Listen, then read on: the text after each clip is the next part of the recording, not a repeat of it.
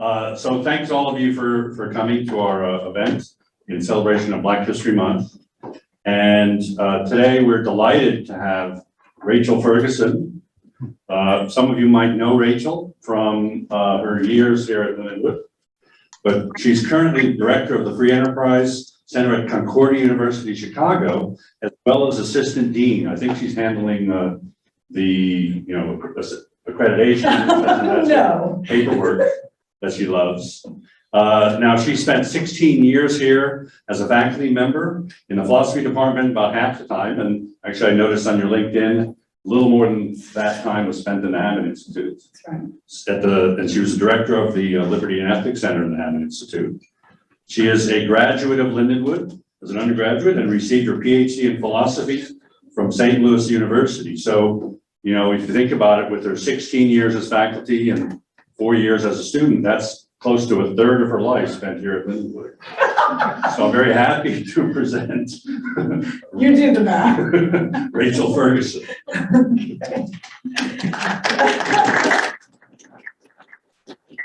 Thank you, Howard. I'm not 60 quite yet, but it's really wonderful to be here. You know, when you leave a position in the middle of COVID, it can feel sort of like you just faded away, you know, because no one was really here. So it's just so fun to see familiar faces and old friends. And I still work with my colleagues here at the Hammond Institute actively while I'm at Concordia Chicago. So it's all just been a wonderful transition. Happy Black History Month. And I mean that, you know, much of Black history in America is painful, and we're going to talk about some of that pain, but there's a lot worth celebrating too. There's a lot to celebrate, and we're going to talk about that too. I think it's really important to balance those two things when we discuss Black history. I'm very excited about my forthcoming book, Black Liberation Through the Marketplace, Hope, Heartbreak, and the Promise of America, which is coming out in May. You can order it on Amazon.com today if you'd like to. You can pre-order it. And it'll be on its way as soon as it comes out. I co-authored this book with Marcus Witcher, and who's a historian down in Alabama, and one of the questions I often get is, well, you know, how'd you sort of pick this topic? And actually, Lindenwood plays a part in that story, because many of you will not remember him, but we had a faculty member here at one time named Patrick Walker. He was a good friend of mine, and he has since passed away, which is extremely sad because he was very young. He died of cancer. But Patrick and I were good friends, and he was an African-American faculty member for non-profit administration. And he came to me one day and he said, Rachel, you've got to help me get the students to the opening of the Smithsonian for Black History and Culture in DC. And I thought, that sounds great. I would love to do that. But in order to use any of our Hammond Institute funds, we need to do something that has to do with the mission. So I thought, how can I talk to the students before we go about the history that has to do with the mission of the Hammond Institute, which is really about freedom and free markets and the genius of the Constitution and things like that. And so Patrick and Dana Clark, who's also gone now, we worked together to put together a series of lectures that I did in the social justice course. And that series of lectures became this book, actually. So as I began talking to people about the lectures, they said, well, you need to turn that into something. And the reason that I did that is because classical liberalism, which I'm going to explain in just a minute, is a tradition of thought very important to America and American history, but it's not always the one that people think of when they think of issues of race and discrimination. And yet I know as a classical liberal scholar that there's a lot of work done by classical liberals on race and discrimination. And so I thought someone needs to gather this all together in one place so that people can see this body of work more clearly. And so that was really my goal. So let's start by talking about what classical liberalism is, and then I'll show you how I apply it to Black history. You know, maybe one of the easiest ways, especially for you students, to enter into the concepts of classical liberalism is just to think about the phenomenon hitting right around 1800 that we call the Great Enrichment. Okay, the Great Enrichment, or Deirdre McCloskey sometimes calls it the Great Fact, right? What happens right around 1800? The economists may know. average GDP or per capita goes like this, whoop, right? They call it the hockey stick. It just shoots up. So what I mean there is not just that there's more wealth being created, but that regular people are getting wealthier. Just regular old people, workers, right? Not just the nobility, right? Not just the politicians, but regular everyday workers are getting a lot wealthier. At the very same time, the population is booming. So over the last several hundred years, we have gone from maybe 1 billion people in the world to 7.5 billion. Whoa.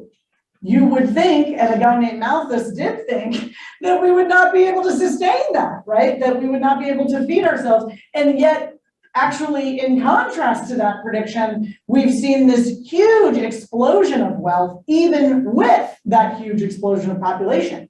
Whoa, what explains this?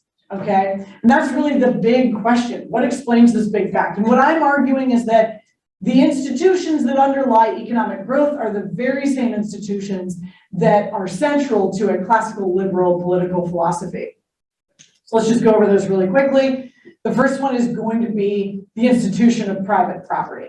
Now, private property actually assumes it's not just about stuff, right? It's also about you.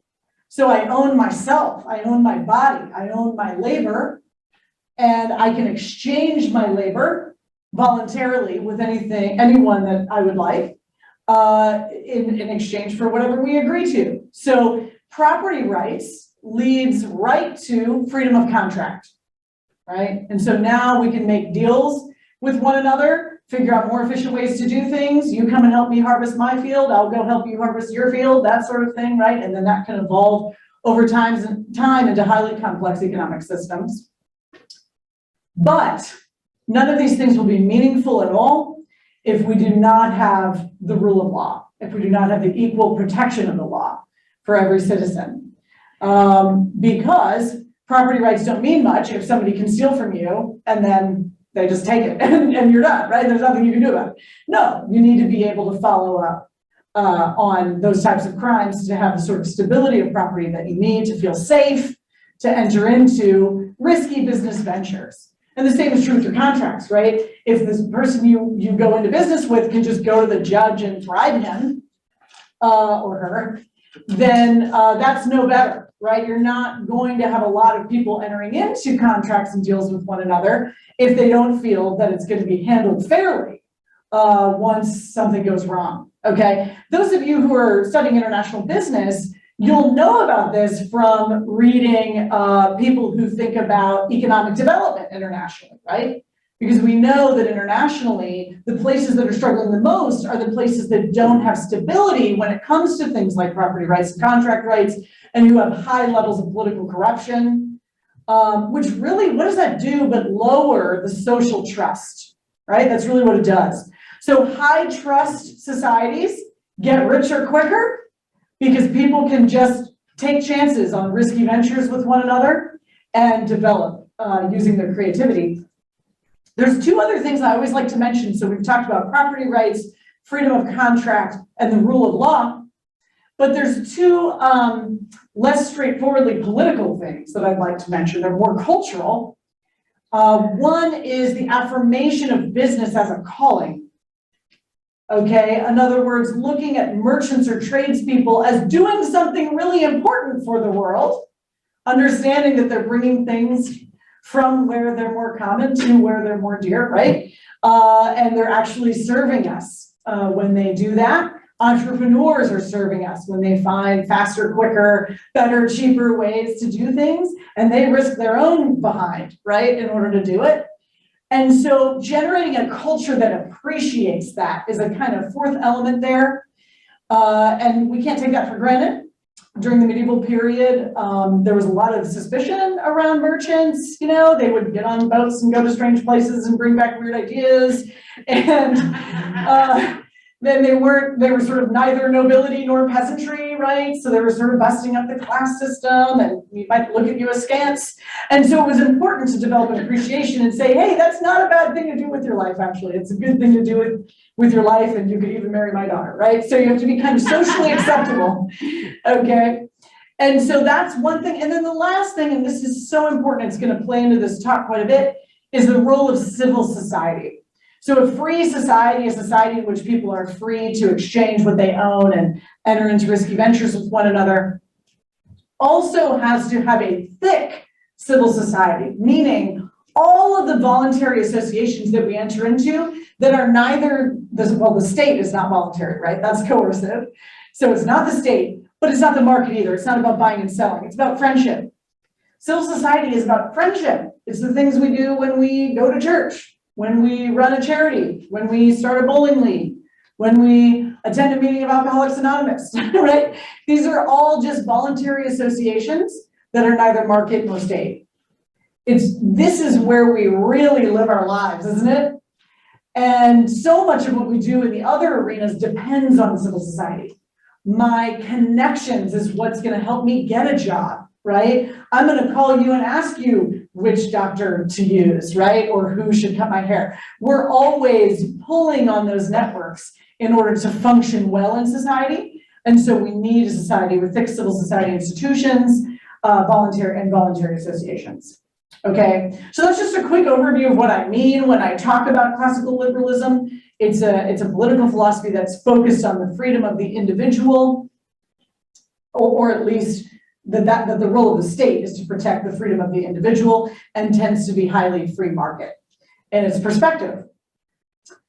Well, what does this have to do with Black history? Well, it should be pretty obvious right off the bat. What is the greatest violation of the things that I just mentioned? Slavery, right? Straightforwardly a violation of your self-ownership, your ownership of your own labor, your freedom to exchange your labor, stolen wages, violation of bodily integrity. I mean, we could go on and on and on and on, and certainly violation of civil society, particularly of the family, which was oftentimes split up under slavery. This is extremely destructive behavior, and we can condemn slavery. And I think what a lot of people don't realize is that the classical liberals did condemn slavery very loudly. Adam Smith was an abolitionist. He was anti-slavery, both morally. He says that the most sacred form of property is the property in myself. It's actually written on his grave. I've been there in Scotland. So both morally and economically, Adam Smith thought, how in the world could a slave system be superior to a system of free labor or be economically superior? Okay, you understand, right? I'm thinking here of profitability. How can it be economically superior when the enslaved are not allowed to move to where their labor is most valued? They're not allowed to improve their human capital by learning, for instance. Reading or learning skills, and they're not allowed to express their creativity through invention and through running their own property and contracts, right? And so he's thinking, no, there's no way that can be right. And the same is true of the abolitionist movement, by the way. Garrison, the famous abolitionist Garrison, who took Frederick Douglass under his wing, he was not only a passionate abolitionist, but he was also a passionate free marketeer. There was a whole group, actually, of abolitionists that were followers of Richard Cobden in England. And all of these thinkers felt that all of this went together. It was a philosophy of nonviolence, right? So if I have a philosophy of nonviolence, I'm not going to violate you as a person by making you my slave, but I'm also not going to stop you from trading like we do with things like the Corn Laws, right? Or various forms of tariffs and protectionism. And so they were against both of those things. When Frederick Douglass became free, he fled slavery and escaped. He came under the wing of Garrison, and he actually totally bought into this view. So Frederick Douglass was a free marketeer. He was a classical liberal. He actually makes kind of jokes about people who don't really understand the notion that when we exchange with one another, we grow the pie. A lot of people think that we're in competition with one another. If you get a job, that means I can't have that job. Well, I can't have that job, right? But you could create another job and give it to me, right? You're actually growing the pie. And he said, a lot of people don't understand this. And he said, this isn't necessarily villainy, but maybe just honest stupidity. That's That's what Frederick Douglass said, right?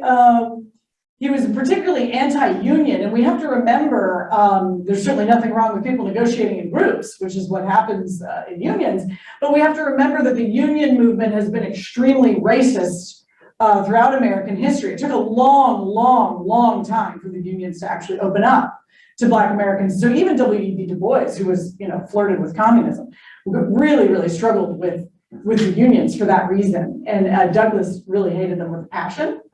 He didn't like the idea also of socialists who he knew in the abolitionist movement, referring to regular industrial work as wage slavery. He thought, I know what slavery really is. So maybe don't use the term slavery for a job you can leave at any time you want, right? And so he was very offended by that. So Frederick Douglass was really a loud and proud classical liberal. So we see classical liberalism at the root of the abolitionist movement right away.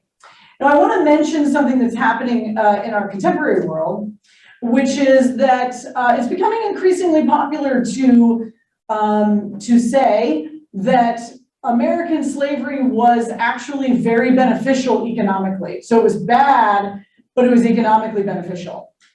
This is coming from the New Historians of Capitalism. That's the name of that school of thinkers. And they're kind of at war with the economists. So it's sort of the historians versus the economists, okay?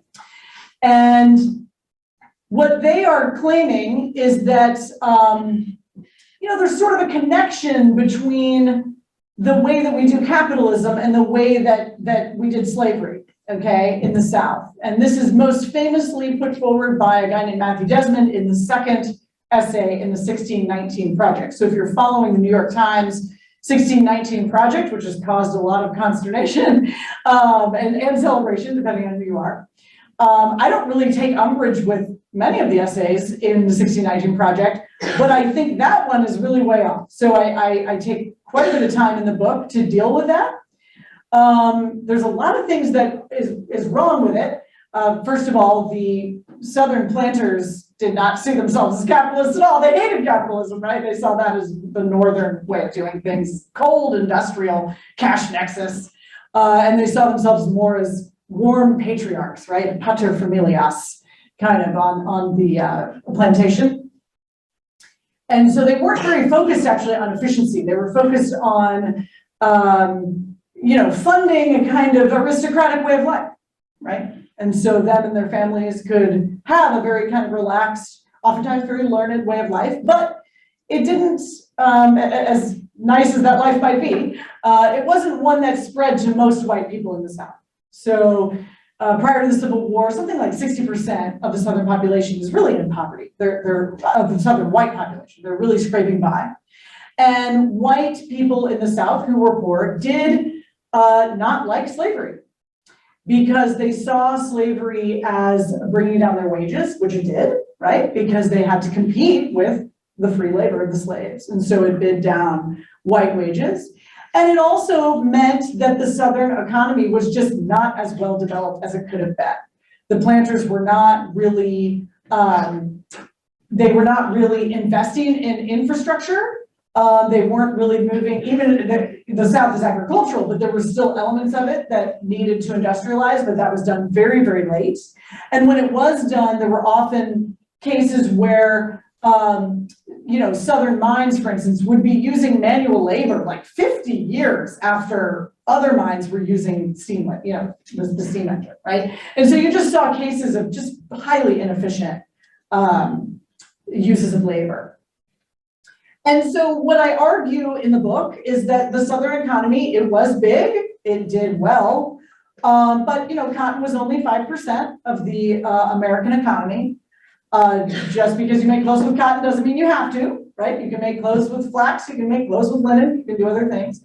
During the Civil War, the North and England got their cotton from Egypt. Okay, so you don't have to get it from the slave South, et cetera. So it's a kind of thought experiment, right? Comparing the South as it was, okay, which they did gain, those few people, the planters, did gain wealth from slavery, compared to what it could have been, which is an economy in which everyone was gaining wealth because Black people were free to move around, develop their human capital, and be creative entrepreneurs. And I think we can say without a doubt that the latter would have been better, even economically, not just morally, but also economically, okay? So that's just something I kind of take on at the beginning of the book. It's been a little surprising to me that that thesis has become popular again because it was actually the view of the Southern planters, right? It was called the King Cotton Thesis, and it was the view that they had of themselves, that their work in cotton was so important to the American economy that you couldn't possibly do without it, right? And so it's a little strange to see it brought back and championed today in history, but I don't think it's right. I agree with Adam Smith. I think it's slavery is both morally and economically condemnable. So as we sort of jump into Black history in America, we talk about a lot of things, but I have a short amount of time, so I'm just going to focus on a few. Black Americans desperately wanted land right away. That was a huge desire of the post-emancipation Black population. The 40 acres and a mule idea lasted for about 9 months. Andrew Johnson put the pin in that one, so they did not get land. They ended up having to sharecrop, but they did use market. They did use market tools to make themselves better off. So the first one is just movement, right? So one of the greatest freedoms we have is the freedom to move. It's called voting with your feet, okay? And so if you say to your employer, I'm gonna go work for him over there, he's gonna pay me a little more, right? Or I'm gonna get a higher share. Now all of a sudden your employer has to think about that, right? And workers were in very high demand at this time. Slowly over time, the Black population was able to raise their shares from something like 10% to 50%. I mean, they actually did make a lot of progress. The Black economy grew at 2.5 times the rate of the white economy post-emancipation, of course, starting from a very low bar. So still dealing with a lot of poverty, but huge levels of improvement. And one of the greatest accomplishments of post-emancipation Black America was literacy.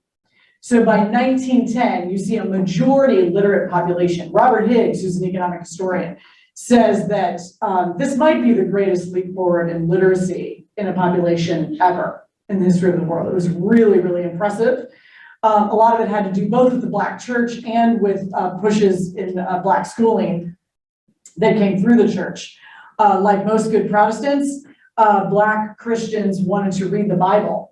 And so there was a big push for literacy, but they also wanted to become educated in order to participate in business.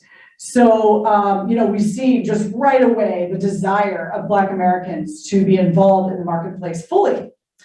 But there was a lot of resistance to this, as you can imagine. There's so much, we can't talk about it all, but I'll talk about a couple that you may not have heard of. Have any of you heard of the Convict Leasing program? Raise your hand. Convict Leasing. Okay, so not the students. All right, well, I'm glad to be able to teach you something you didn't know about, but this is a really, really sad moment in our history. Because basically what happened is the desire for forced labor in the South gave rise to a lot of what we might call over-criminalization. In other words, the creation of laws that are silly. So laws like vagrancy laws meant that if you were standing there and a white person asked you if you had a job and you couldn't prove it, you could be arrested. Okay, well, I didn't know unemployment was illegal, but apparently it was. Pig laws that turned misdemeanor theft into felony theft, like stealing a pig. Laws against gun ownership. In case you weren't aware, everybody carried guns in the 19th century, right? That was a normal part of life. So for Black men, in particular, to not be allowed to own guns became another excuse to be able to arrest them. And there were many, many more, saying something untoward to a white person. You could be arrested for any number of reasons that were not actually crimes. Then you would be put on trial very quickly, a kind of perfunctory trial with a representative who was charging you for his services. So as soon as you would be sentenced, you were already in debt. And then the debt was used to extend your sentence, right? Because then you had to work off the debt. And then of course, if you needed any extra medicine or anything like that, then that could be charged to you as well, and that would extend your sentence further. And here is a terrible irony, and you economists can think about this, because I know economics students think a lot about incentives, right? This is a terrible irony.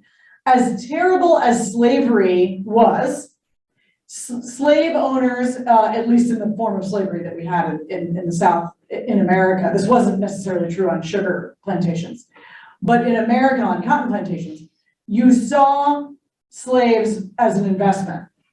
And so you would at least keep them alive, okay? And the food was actually fairly plentiful because you're in a, pretty abundant agricultural society. So the Black population could actually flourish in terms of numbers.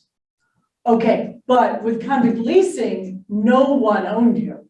You were just a replaceable kind of cog in their machine, right? And so what happened was that the overseers of these workers didn't care about them at all. And they were actually incentivized in an even more perverse way because they were told that they could keep the excess of any of the food budget that they didn't end up spending, which meant that they executed, basically total malnutrition in the camps. The men became extremely ill. If you had a touch of plague, you come through the camps, people would just die in droves because they were in terrible conditions, not seeing the light of day, dirty water, not enough food, etc. And so you saw actually at one point, I think around trying to remember what the years were, 1867 or so, you had on record, 40% of a camp just died, okay? To the extent that those who were investigating the situation later in the early 20th century said, if the state wants to execute its citizens, it should at least put them on trial, right? Because it was really just a death sentence for many people. So convict leasing was a kind of slavery by another name, which is the book that was written on the topic, which I highly recommend, by Douglas Blackman. Slavery by Another Name. And it wasn't a small thing. Tens of thousands of men were enslaved in this way, and this was all post-emancipation. So a terrible violation of liberty. As we go on, we see that Black communities that did very well, and you'll maybe be familiar with Black Wall Street in Tulsa, Oklahoma. Have students heard of that? The Tulsa Massacre or Black Wall Street? Okay, a couple, but not all. Okay, so I'll just mention this since you're not aware of it. This is just one of many places where there were pretty serious massacres of the Black population. And the thing that stands out about many of these cases is that they were successful, very successful communities. So it was communities of Black people who really had picked themselves up by their bootstraps, right? They'd sort of done the American dream, right? They'd gotten property, they'd started to make money, they'd started to live well. In the case of Greenwood, which was sort of the Black part of Tulsa, Oklahoma, they were living very peacefully with the white part of town across the way until one spark went off. Someone got accused of insulting a woman. We have no idea whether that occurred or not, but he was accused. They were going to lynch him. The members of the Black community showed up with arms, just simply to protect him, not to start anything, but just to protect his rights to a trial. And when they showed up with arms, the white population completely turned on them. So over the next couple of days, Greenwood was burned to the ground, and possibly as many as 300 were killed. There's actually archaeology being done now to try and find out, exactly the details of what happened. But these kinds of things happen fairly often, actually. And so what we see is that the property rights, the contract rights, and certainly the protection of the rule of law was not being applied to a particular community, which means that that community was then excluded from the benefits of the market, right? And that's pretty much straightforwardly how things went. Now, on a more positive note, we see, and I'll just say here that when I started writing the book, I did not have in my outline a chapter on the Black church. I'm thinking we're talking about economics here, right? And so I've got all this stuff on property. But it didn't take long for me to realize that you couldn't really write a book about Black history in America without having a chapter on the Black church.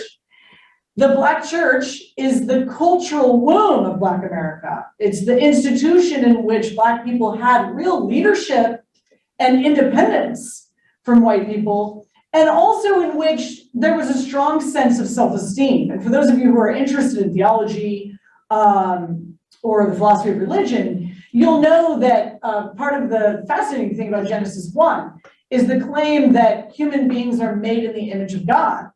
When Black Americans during the revival period came across this claim, they were stunned. They were stunned by the claim that all human beings are made in the image of God and are therefore really siblings and infinitely valuable. And they took that to heart. And they also took to heart the story of, guess, from the Bible. What story? The Exodus, right? The Exodus was incredibly important to the Black church. The story of the Hebrews being liberated by God from their oppressive enslavers, the Egyptians. And there are many spirituals written about themselves as the children of Israel, being freed. And then, of course, they identified with the person of Christ because they saw someone who was unjustly rejected, and identified quite a bit with that.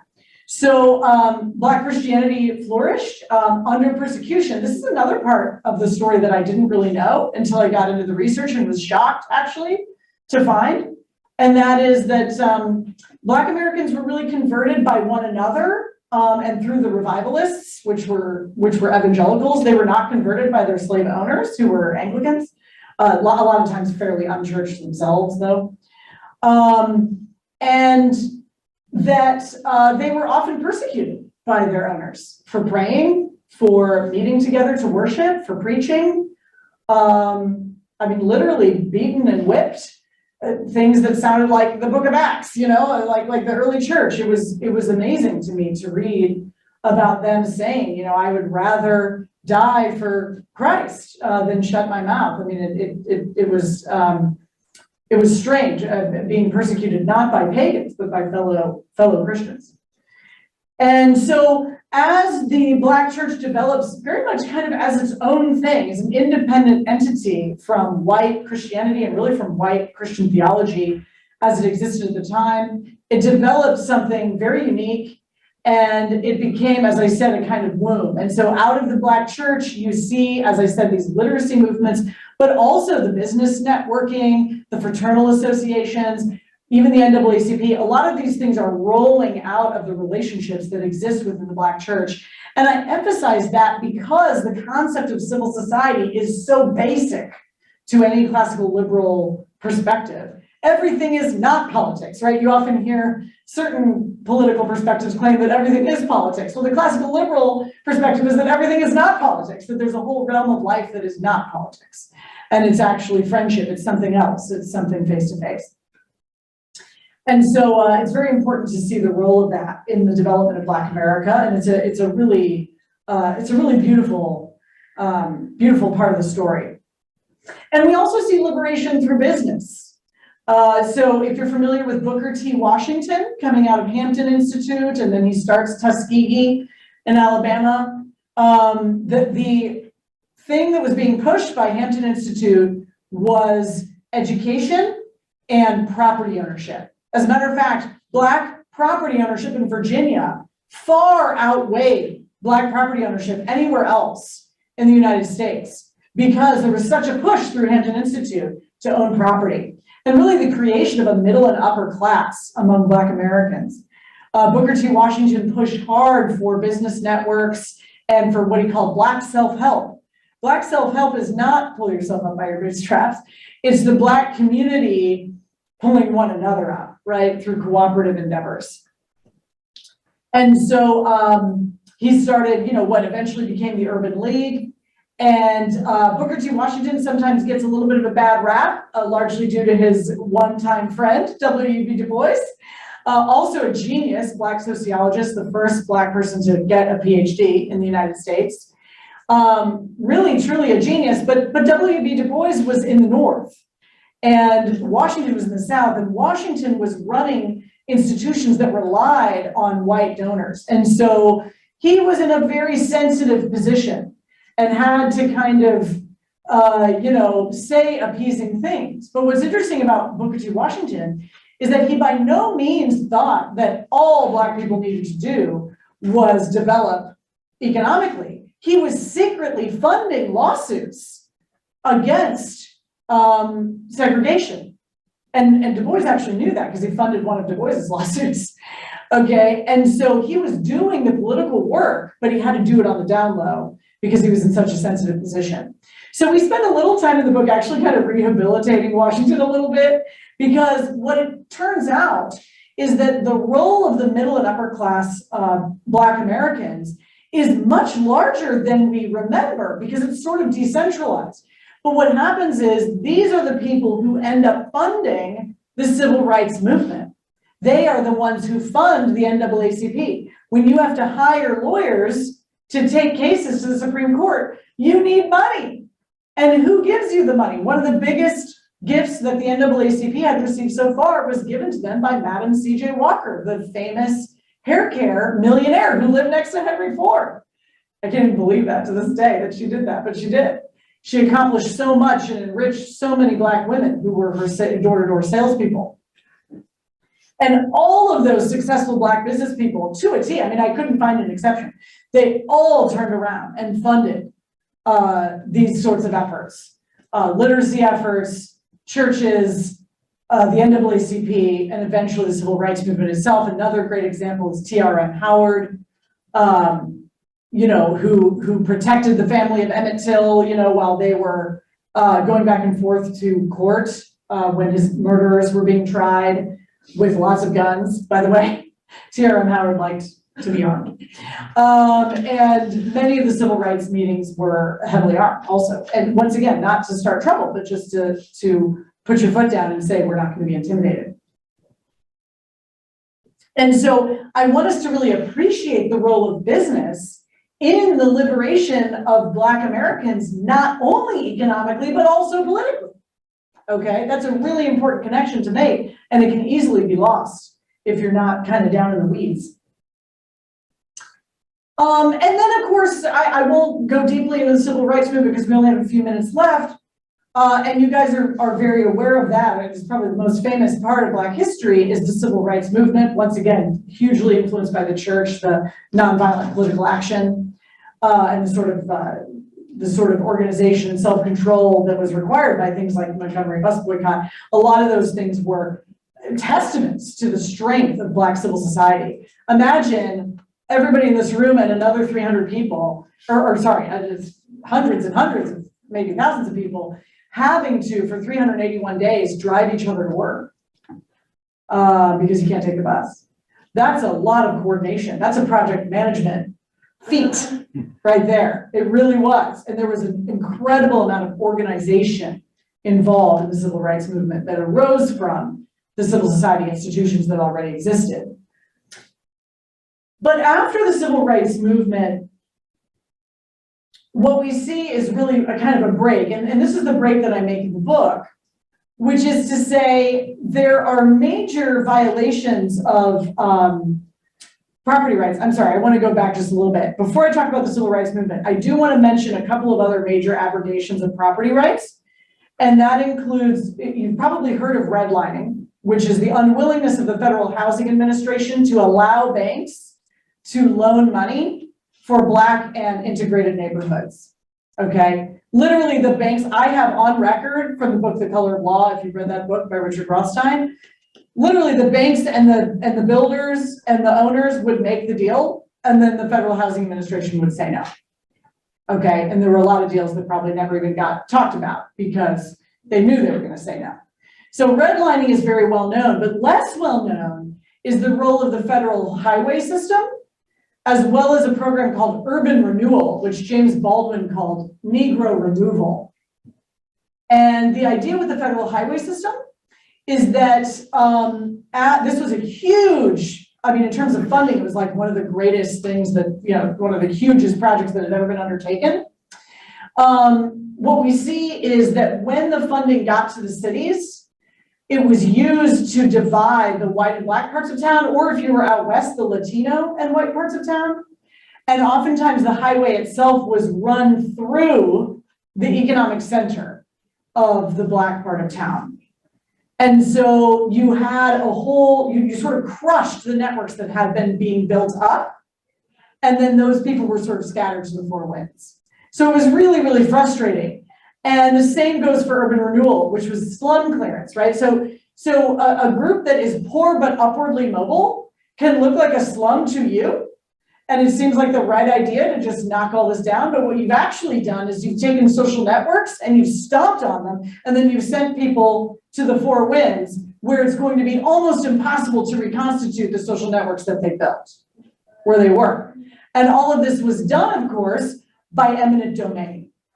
Okay, so if you look at the Constitution, you see that, yes, you are allowed to take people's property with proper compensation if it's for public use. And so, not that, to be honest, there wasn't a lot of compensation, actually. A lot of it was never bothered with, and the urban renewal program, not at all. So that was a problem. But we also see later, and really today, the abuse of eminent domain to move property to private use, right? So I'm gonna blight your neighborhood and I'm gonna give it to Walmart.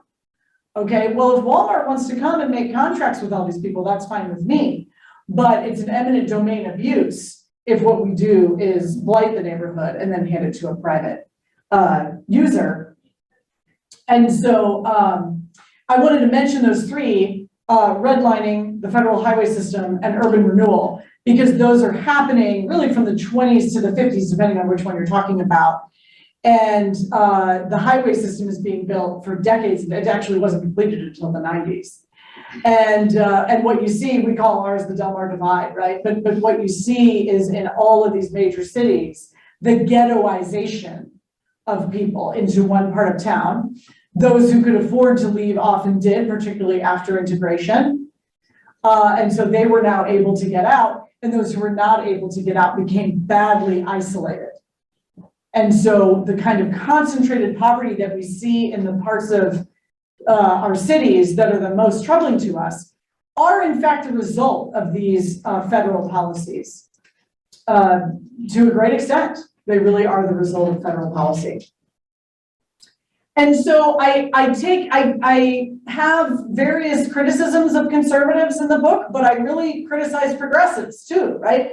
Because progressives, and when I say progressives, I mean the actual movement in the late 20th and the late 19th and early 20th century, in which you have a kind of scientistic mindset. You have an obsession with the idea that everything will be better if it's planned from above, if it's centrally planned. And what you saw are that the central planners bought into the idea that white and black people would get along better if they did not live together. Okay, now I haven't even talked about the eugenics movement and the minimum wage because there's so much to talk about and I can't talk about it all. But I deal with the eugenics movement and the minimum wage in the book and the idea that some people would be shut out of employment by making wages too high for them to be hired. And that was a progressive movement, and it was extremely popular in academia, in politics, Woodrow Wilson, Teddy Roosevelt. Many of these men were eugenicists and said so quite openly, and had particular plans on how we could purify the population.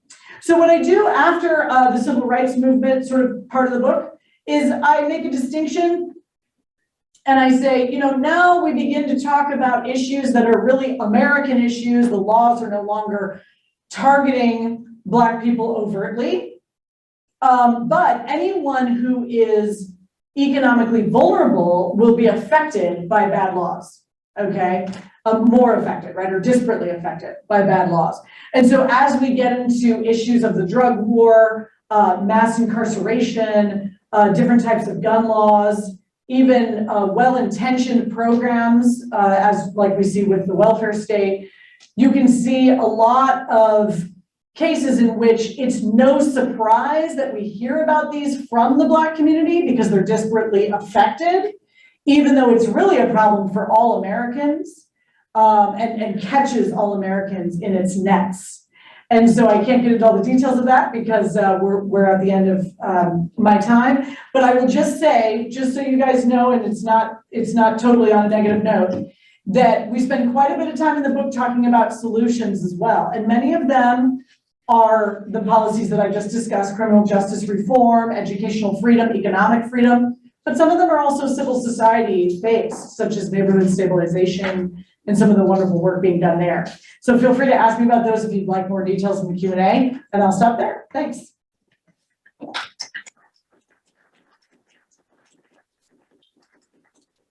Thanks, Rachel. I'll start with a question.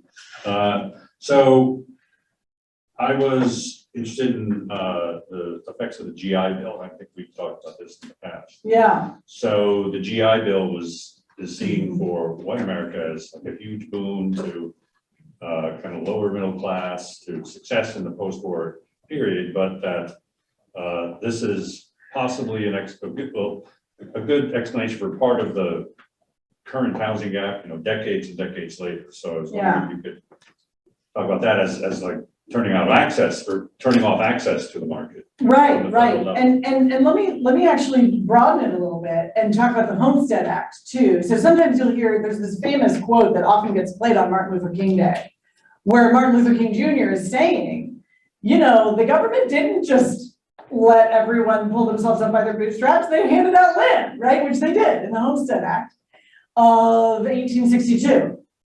And yet, it was set up in such a way that Black Americans really couldn't take advantage of it.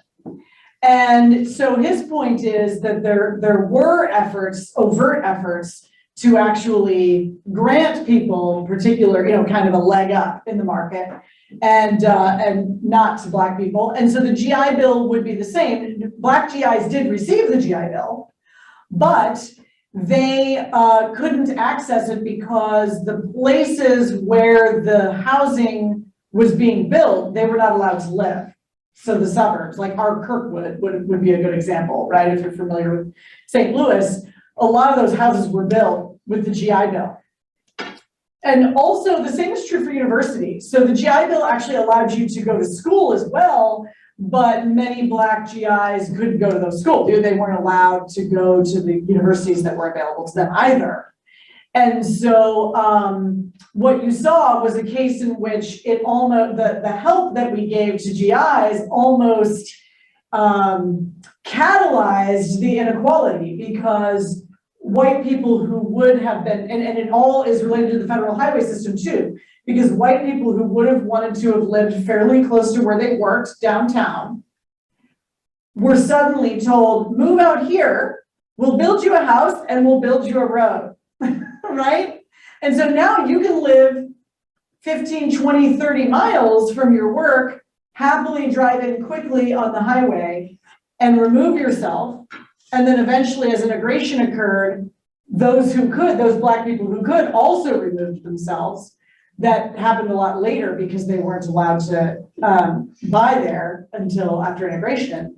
And then you have that ghettoizing that I'm talking about. And so when we think about the really sticky issues, and I always make a point to say this, you guys, 80% of Black Americans are not in poverty. A majority of Black Americans consider themselves to be middle class. Black America is doing very well. The people that we're concerned about often are those who we feel are economically stuck, right? That's what we're really talking about when we're talking about inner city poverty, where we see concentrated poverty. And then we can relate that to white poverty as well, which is larger in numbers, though not in rate. So the white poverty rate is about 10%, the Black poverty rate is about 20%, but whites outnumber Blacks by 6 times. And so what we see are in the dispersed poverty that we see in rural areas, we see a lot of the same pathologies, right? And so it's a lot of the same issues, the breakdown of the family, difficulty with addiction, high crime, et cetera. The only things that really change are what depends on things being concentrated versus dispersed. So with concentrated poverty, for instance, you're gonna have more problems with the cops, right? If you're out cooking meth in the woods, you're not gonna run into them as much. And so, we can see those distinctions, but we see a lot of the same issues. And so you see kind of the conglomeration of the GI Bill, the redlining, the highways, right? The slum clearance, all of that kind of works together to create this ghettoization and separation between the white and Black populations, and particularly the kind of concentrated poverty we see in our inner cities. Yeah, What's the difference between the redlining that you talked about from the 20s to the 50s versus the redlining that occurred under, or at least the conversation that Bill Clinton had, which went through Barney Frank, the representative, who also, I think, was responsible for some laws that insisted that people who couldn't repay the loans got the loans, and then we had this enormous recession yeah, around 2007. So I what's got the it. difference? Apparently it worked in the 20s to the 50s, but then the wheels came off, starting with Bill Clinton until, I guess, right before Obama. Okay, so I actually deal with this in the book. So I talk about the 2008 financial crisis and the way that it flowed from our housing policy. Right. And so thank you for bringing that up. And what I'll say is that it's two different phenomena. So what you have in let's take 1950 as an example. The Black American population in 1950 has a greater level of employment than the white population. It has almost as high rates of marriage. It's a highly stable community. And so what I'm talking about are people who could have afforded home loans, maybe small homes, but still, I mean, very stable, very stably employed people who were ready to make a deal with the bank. The bank was ready to make the deal with them, but the FHA was saying no. That's one thing. Then what you see is the idea, and I love that you brought this up, because we can have an idea that we can fix the problem by just reversing the mistake that the government made before, right? And so we'll just flip it, okay? And so there was sort of, we've got to encourage homeownership, so let's lower the standards by which the loans are being handed out and allow people to get loans who are riskier. Well, guys, there's no way to get rid of risk. There's no magic beans, okay? They came up with some formulas, but that doesn't make it go away, right? And so the risk was still there, and many of those people were foreclosed on, and it actually caused a huge problem all over the world, right? So we had a huge financial crash because of taking on all those risky loans. And so what you see there is, I think, a very common idea that, we can address problems in this centrally planned way, and then the inability to take into account the unintended consequences that will arise from that. So now you're in a situation, and this is a point I like to make, it's the difference between proximate causes and non-proximate causes. So you had something totally proximate in 1920, 1950. These people could afford houses, but they weren't allowed to buy, okay? They weren't allowed to get a loan. They could buy them in cash maybe, but they weren't allowed to get a loan. And so it's all very obvious, right, what's going on. By the time you get to 2005, right, or whenever Frank and Dodd are encouraging all of this, you have gone from that situation to a situation in which you have these ghettoized neighborhoods, you have low levels of employment in these neighborhoods, you have high levels of addiction and crime, yada, yada, yada. So they're not good bets from a financial perspective. That's a way more complicated problem than just get these people into houses, right? It's way more complicated. And that's why I spend a lot of time in the book talking about neighborhood stabilization, because you really need block by block, face to face, hyper local, motivated by love, personal presence kind of intervention in people's lives in order to help people get into a position where they would be viable for that loan, legitimately viable, because they have good employment that's stable and they can make those payments. The point is not to magically make their situation go away by passing a law. That's not how life works, right? What actually works is changing people's lives from the ground up. So it's the difference between a central planning mindset, or what Adam Smith called the man of system, and a bottom-up mindset, or what Hayek called emergent order. And so I highly recommend that you look at the organization here called Love the Lou. Go to lovethelou.org. They're a very good example of neighborhood stabilization happening right here in St. Louis. Yes. Yeah, the sort of second coming of the GI Bill after the Vietnam War, my understanding, and I haven't studied this closely, is that the majority of the on-the-ground troops in Vietnam, US troops were black, and yet about less than 15% of the soldiers who got degrees through the GI Bill after this were black. Oh, okay. I don't know that either. I don't know the details on that. And so they'd be coming home in the early 70s. Yeah. So, yeah, so I did not know the majority on the ground were black. But yeah, they were a minority of the total force, but the Out of proportion. Yeah. The Okay. ships in the Air Force were disproportionately white, but the troops on the ground were way over half black. Okay, I see. Okay, so disproportionate to the American population, but also in that part of the army. Yeah, I Right. mean, well, the That's ones interesting. who were who had the most risk of dying Yeah, were heavily black troops. right. And of course, boy, this is a whole story. The Vietnam War, so in World War I and World War II, we lost a lot of elites. For those of you who are fans of J.R.R. Tolkien or C.S. Lewis, they talk about this, right? They say, all my friends were dead, right? They get back to Cambridge and Oxford, and the elites are decimated. And so when the Vietnam War comes around, there's this idea that we need to maintain our elites. So people who were in college and were maintaining a certain GPA could get out of going. Well, of course, if you're already in college, you're more likely to be white if you're already in college. There are HBCUs, there are historically black colleges and universities, but the rate of college going is much higher among whites at that point. And this, by the way, is also a major part of the story about grade inflation. That's off topic, but my friend Dr. Charon told me about, people coming into his office and saying, if you don't give me an A, you're sending me to my death. I mean, can you imagine? Because you had to turn in your grades to show that you could get out of it. So I can absolutely see how you ended up having a lot of black troops on the ground because they wouldn't have been in a position. It's only a few years after the 1964 Anti-Discrimination Act. It's not as though we've had time to recover from hundreds of years of discrimination. And so they're much less likely to be in college and much less likely maybe to return to or go to college when they get back. But I don't know specifically why more of them didn't take advantage of the GI Bill. I think that there's a lot of discrimination going on. That's not that they didn't want to take advantage of it, but they weren't in a position to it, or there still was a lot of race-based admission to colleges. Yeah, and I think that we underestimate. We take it for granted how much we depend on our social networks. And we underestimate how much things can be skewed when social networks are,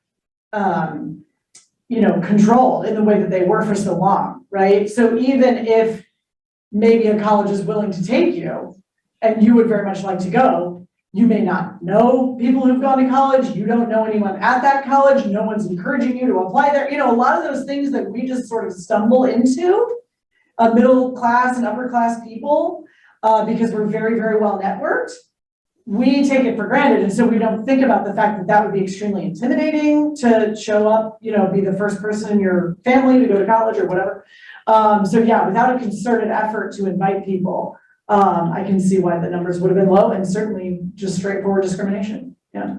And in the historic black colleges, a lot of them were not allowed to give out GI Bills at that time. Oh my gosh, really? Yeah. I'm amazed I didn't stumble across that in my research. That is fascinating because HBCUs have been a huge part of the story of Black success in America. And so the fact that they were excluded is a big deal. They're a much larger fraction of total enrollment today than they were back then as well. Okay. So they have done a good job economically at being able to be in a financial position to attract more students. Yeah, that's frustrating. That's really frustrating that they're excluded. I'm going to go straight home and read about that. Thank you for bringing it to my attention. Who else?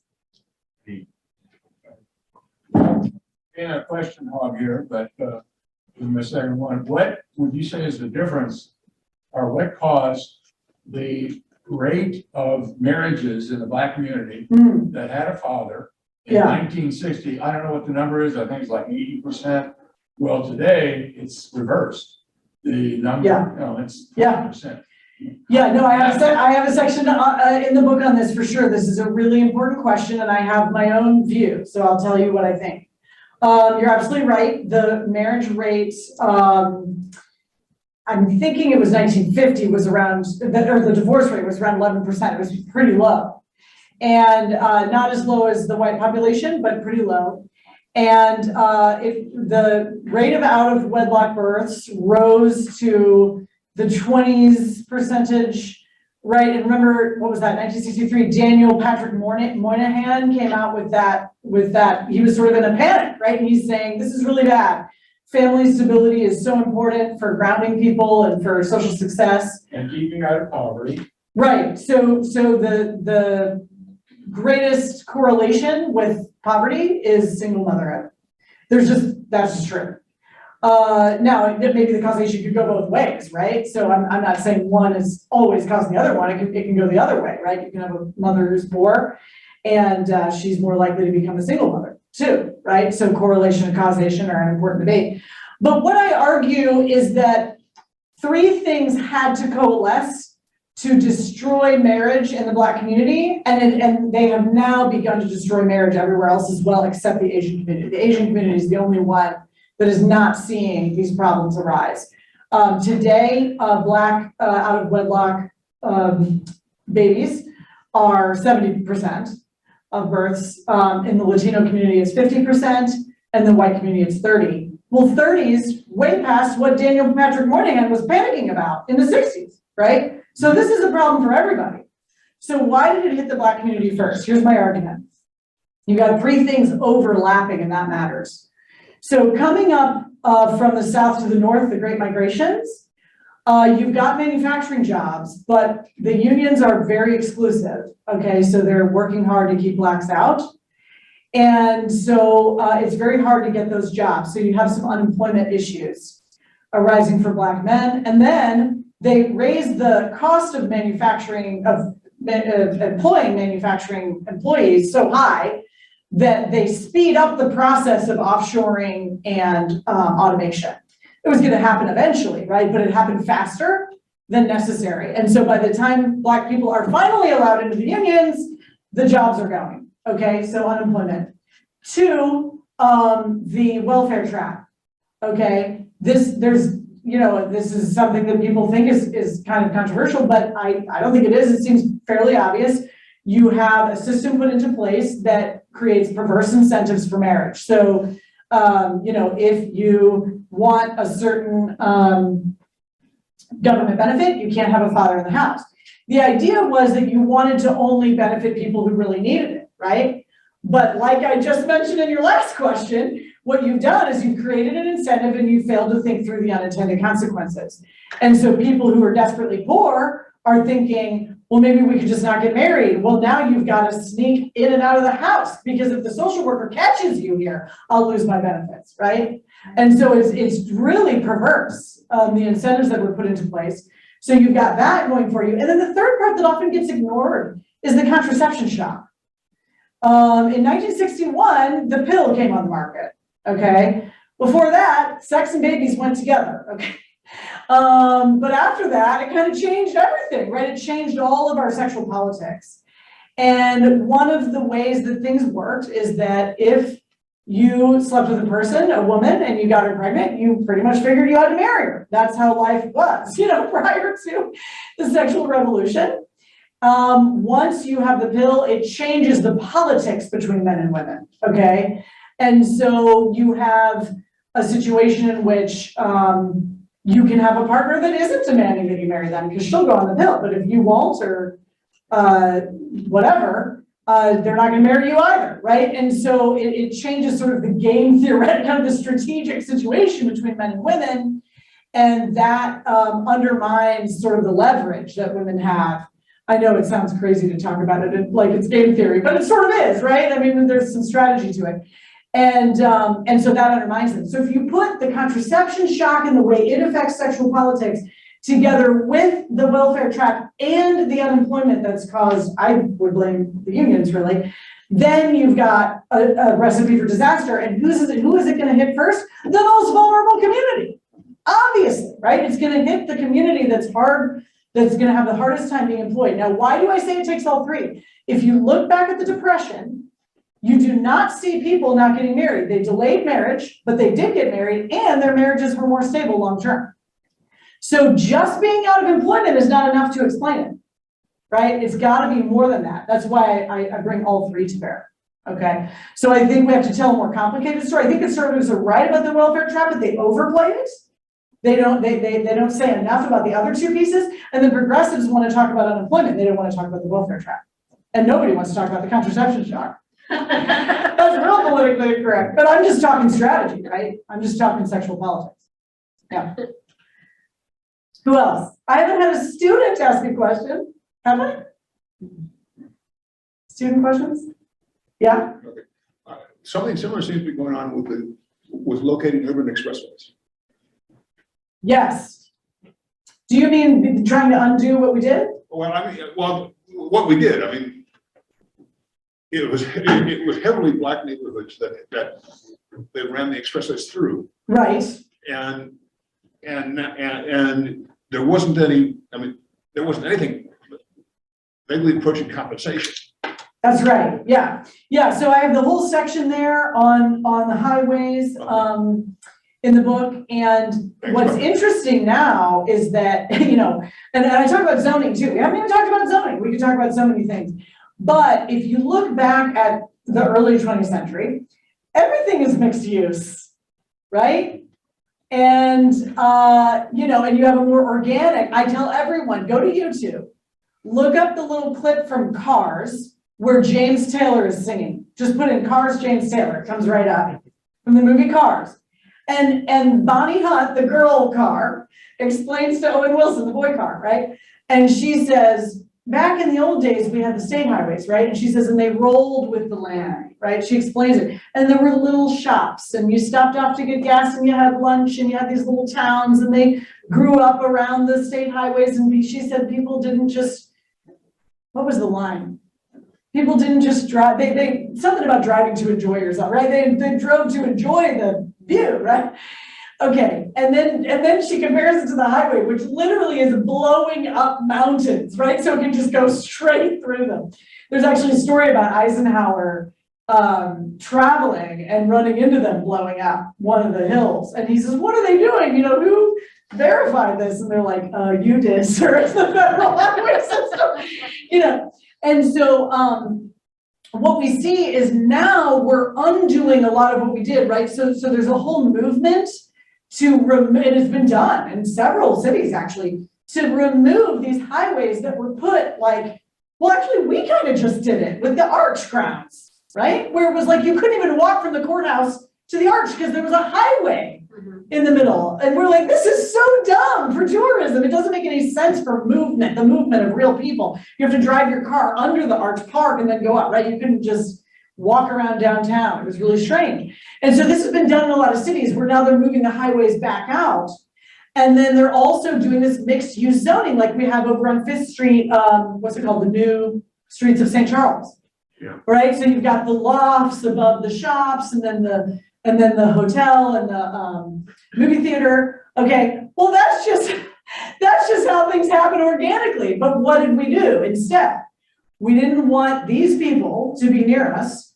So we did single residence zoning and industrial zoning and multiple residence zoning so we could make sure that poor people who need high density housing are over there, right? And not anywhere near us, and they're not anywhere near where they needed to be for their jobs either.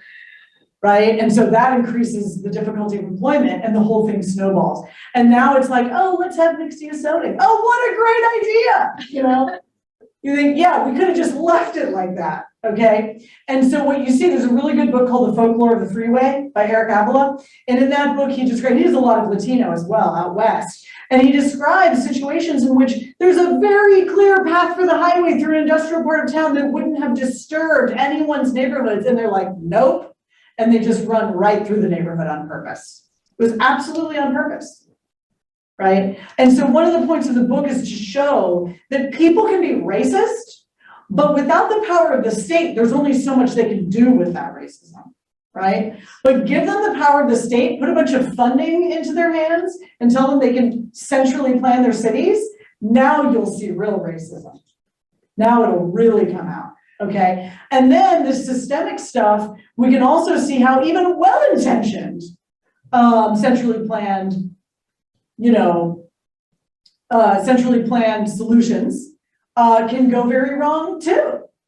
So even their intentions don't necessarily have to be racist for the outcomes to be oppressive, right? And that can be true for all poor people, no matter their race. I just think that our history has set it up in such a way that Black Americans are experiencing this disproportionately, and that's why we're hearing about it from them, right?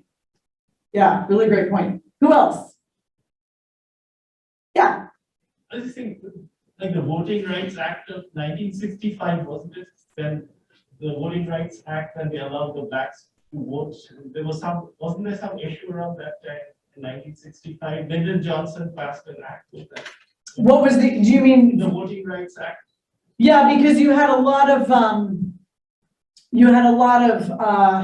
surreptitious kind of practices to make sure that Black people couldn't vote even though they were supposed to be able to vote, right? And so we had to be more aggressive in policing that to make sure that people could actually get to the polls and vote. So Yeah. you know, studies, like, do you find any difference pre and post 1965 in terms of the participation of Black people and how they're kind of in the marketplace? Are they getting more opportunities after that? Yeah, absolutely. So let me say this though, it's not as dependent on politics as you might think. And I'll give you an example. From 1940 to 1960, and it really started in 1948, as we came out of the Depression. From 1948 to 1960, Black poverty fell from 89% of the Black population to 41%. So it was halved. And that was 1960. Right, and so you have to ask yourself, wait, whoa, that wasn't, I mean, some good things were happening, but not enough, right, in terms of civil rights. Why were Black people doing so much better? Well, I'm presuming it's because of the huge economic boom we were experiencing, right? In other words, they were being carried right along with the rest of us with this incredible economic boom. And you saw things like the Sears catalog come out, where you didn't have to go to a store and be mistreated or kicked out for being Black. You could order your whole house online, not online, through the catalog. I said online, through the catalog, right? You literally could order your house. Did you guys know that? There were kits that came. And Black people loved the Sears catalog to such a great extent that Mr. Sears was accused of being Black. And he actually published his pictures so people could say, no, I'm a white guy. But anyway, so you saw kind of market participation happening earlier, actually, which is exciting. And then you see in the 1970s, a flattening of the progress, which also corresponds to what's going on in the economy, right? The 1970s are a terrible decade in the American economy. And you see progress in Black poverty flatten off in the 1970s. And so I absolutely believe that political participation and the Anti-Discrimination Act, all of that was the right thing to do and was necessary. But I think we underplay sometimes the extent to which just economic freedom that leads to, an economic boom, right? Just like letting everybody do what they will do so that, the economy is going well, does more for marginalized people than we often think, because we assume that it's just rich people who are doing well when the economy is doing well. When you look at the 2008 recession, poor communities weren't out of that recession in 2015. They were still in a recession in poor communities, because who relies the most on there being plenty of jobs, right? And lots going on in the market and lots of innovation? Poor people. That's who relies most heavily on those things. And those are the people who are going to be foreclosed on and have their lives ruined when that happens, right? And so I think we need to think more about how much economic freedom plays into the well-being of these communities and not always assume that it's about the rich. Thank you. I got an amen. Those are all my questions. I don't have to buy your book now. Oh, no, you gotta buy the book. There's so much more. There's only so much I can say in 45 minutes. All right, I know do we want to take one more question? No, I think we're done. Okay. Well, thanks a lot, Rachel, and thanks everyone for coming.